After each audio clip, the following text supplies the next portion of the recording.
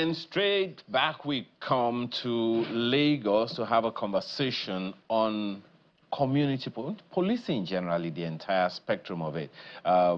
It's something that's been an issue for us over time. So what's the roadmap for effective policing? How do we curb what many Nigerians call police misbehavior?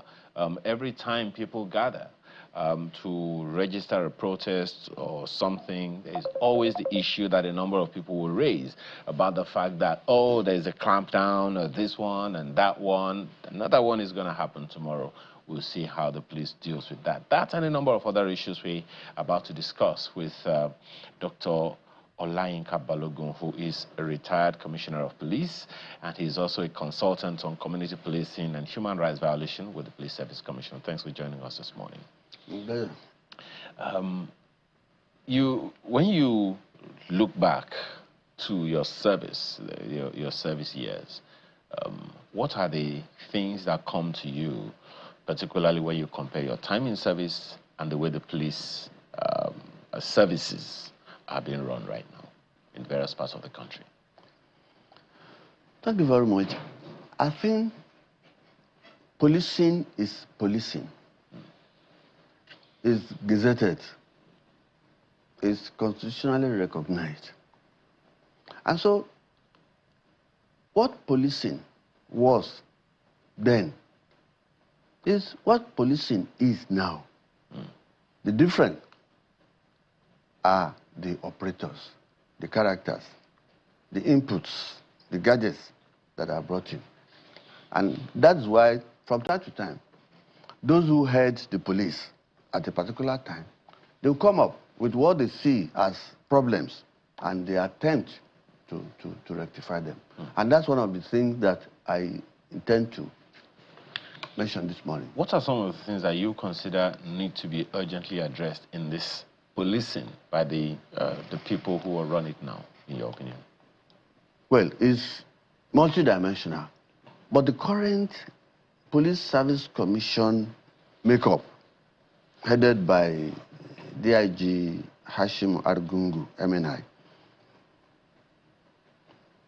has come to a conclusion that a particular area must be addressed, and that is issue of violation of human rights by the police in the course of doing their job.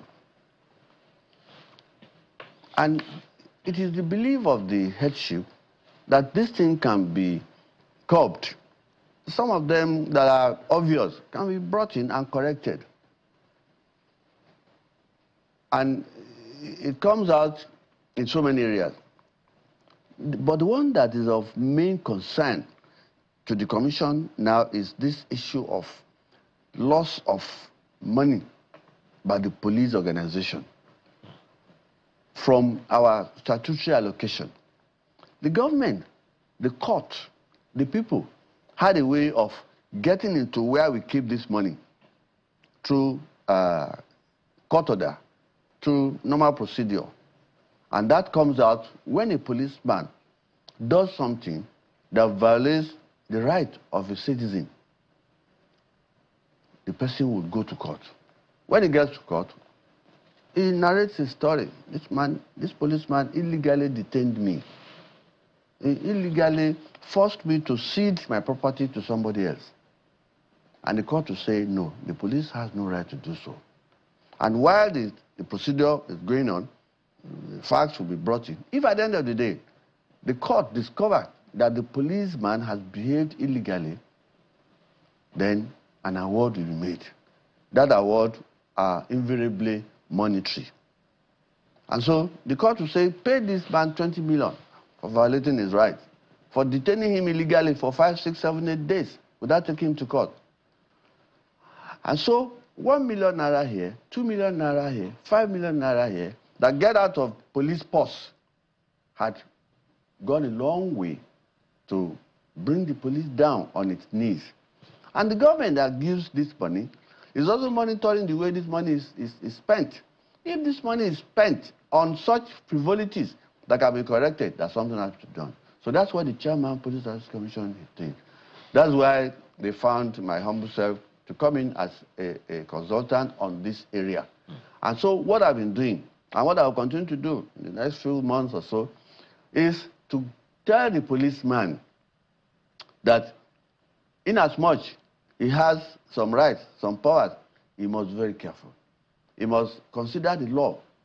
And so if he does something that brings out that problem, that now make the government to want to say, garnish their money, take from it, the commission is saying that policeman should be dealt with.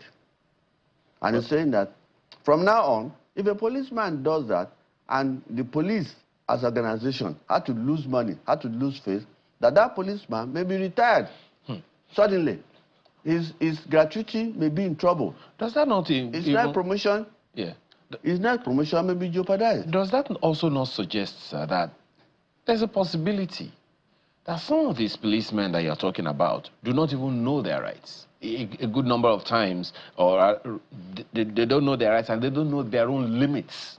A good number of times, some policemen will want to jump into someone's car simply because you arrested the person, and the person, for whatever reason, you now feel, okay, you need to go in the fellow's vehicle. You're commandeering the citizen's car because you want to arrest the fellow. Is that right?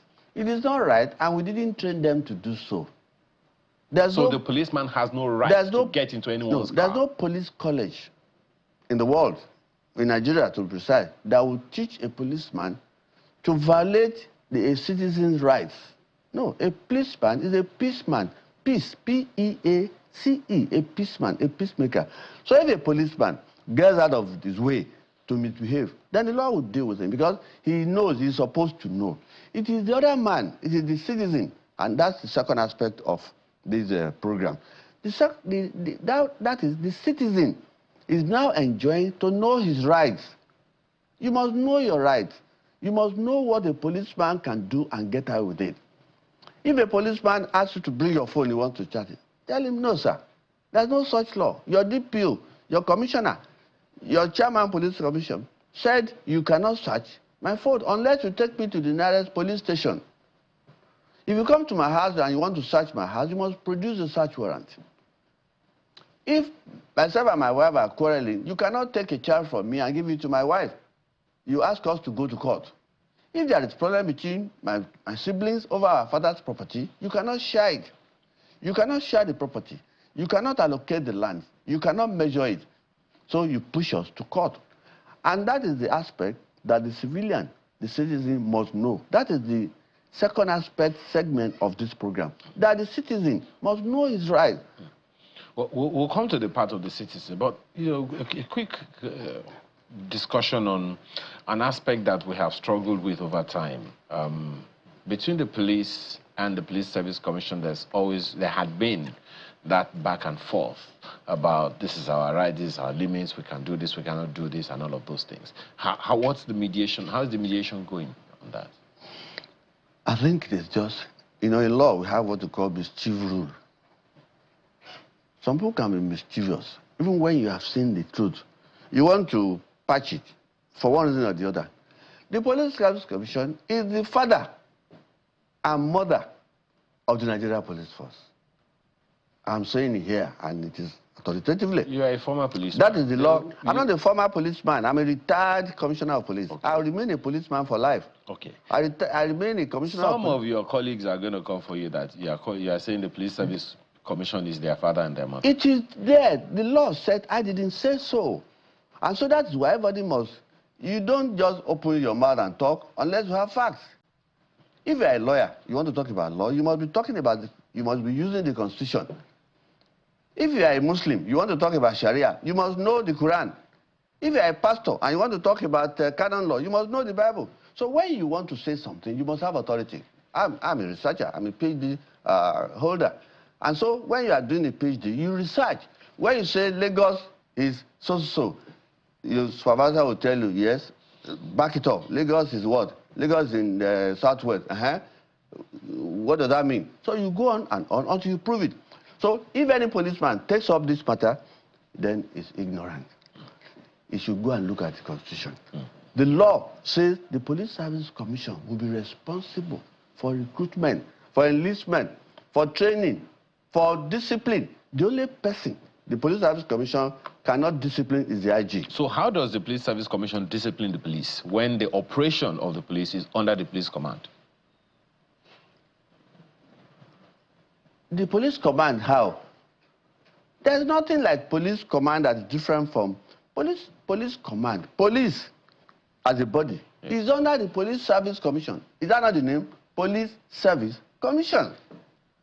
It is out of ignorance that anybody will argue this thing. Okay. The Police Service Commission is the umbrella.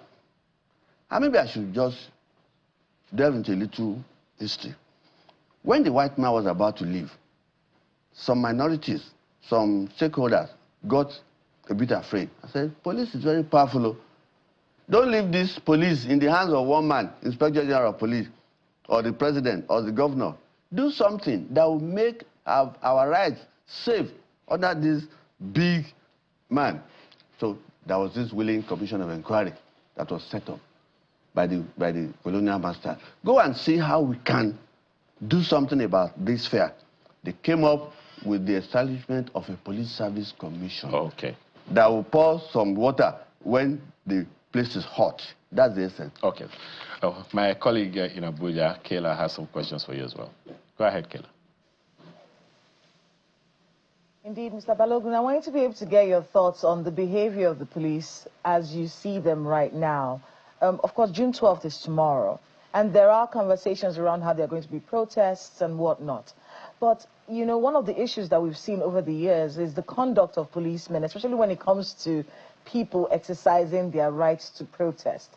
You're a consultant for them, at least right now. What are some of the things that the policemen or the police force, I like to call them the police service because they're not supposed to be a force on the Nigerian people. What are some of the things that they should be thinking about as June 12th comes around the corner? Well, it's just tomorrow. How are they supposed to conduct themselves when people who have the right to protest are on the streets? It's a serious issue. The man, the citizen, has a right to protest. He has the right to move on the streets. The policeman has the right to protect even his own property. That man that is protesting, the policeman has the right to protect his son or his mother that may be involved in the burglary. And so there's a middle way. The citizen will have a right to protect, to move around quietly. The policeman will have a right to stand by and ensuring that there is sanity. Why the police organization, why we are always worried about this protest is that at the end of the day, the thing may get out of hand. There may be a lot of people who are just standing by, looking for a chaotic situation and then capitalize on it. If we are moving along the road, I was a student in university for many years, we move around. Why some people will be doing this aluta, continual singing? Some people are eyeing roadside bread sellers, supermarket. They will go into those places with a view to committing havoc because they're already eyeing those things. They have already disengaged from the main objective. And that's why there's always that problem. It's not that the policeman wants to correct, because we are the same people. When we retire, are we not going back to the same society? We are protecting the society to have a sane society waiting for us when we retire. So we should not have any reason to quarrel. But where there is that line, we try to protect it. Mr. Balogun, also, you know, and that's a very important point that you've raised there, because over the years, what we keep hearing is it could get out of hand. And we've seen protests get out of hand in this country. We've seen that. Is there a modus operandi to ensure that, you know, a protest has the propensity to do that? What's the police supposed to do in that particular situation, as opposed to how we've seen them handle it over the years, where it now feels like innocent people are caught in the crossfire? Meanwhile, the police are supposed to be focusing on people who have infiltrated a protest or tried to scuttle it. Is there a modus operandi for the police officer in this particular situation? And then I want to also speak to capacity building and manpower training and things like that for police officers who have to engage with citizens. Because what we're seeing with the police brutality in many parts of the country is the fact that many police officers probably don't understand that when you're interfacing with citizens, there's a different way you're supposed to do that as opposed to how you behave when you're interfacing with hostiles. I think the police authorities over the years have tried to envisage this problem. They tried to foresee all these problems. But you know, the society is growing. Sophistication. The policeman is growing in his practice. The crime and the criminal are both growing too in their... So over the years, the authorities are making attempts. And if you look at the budgets, if you look at the progress, you know that these provisions have been progressive. If it is 10 naira last year, it won't be 10 naira this year. I know the enlistment too, the thing is getting bigger and bigger every day. That's not to say that we will be overwhelmed, no. We will continue to, the police authorities, they have continued to work on this thing. What this program is all about is this, that the policeman must by nature at times be excessive as a human being. And it may want to misbehave. And so there are ways to curb something. It won't be possible that everybody will be law-abiding.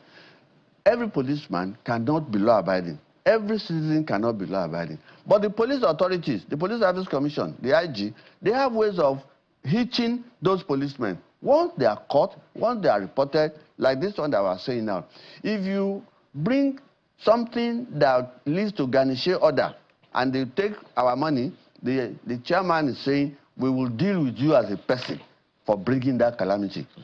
Same thing on the side of the members of the public. We are saying that members of the public can also be excessive. But in doing so, they too should know their right. If you know your right, and a policeman is trampling on that right, you speak out. If that IPO cannot solve your problem, go to his boss. Go to the DPO. Some people are afraid to do so. Go to the commissioner of police. No, I don't have the time for that. No. You must have time for your right. Nobody will protect your right for you. You must protect it. And we are saying that if you have that courage to protect that right, the chairman, Police Service Commission, and the IG are saying that they will back you. Well, Dr. Obalogun, we're going to have to bring you back because we're totally out of time right now. And we have barely scratched the surface. Thank you so much for your time this morning. Dr. Olaike Obalogun is a retired Commissioner of Police, and he's also a consultant to the Police Service Commission on community policing and human rights violation. We appreciate your time again.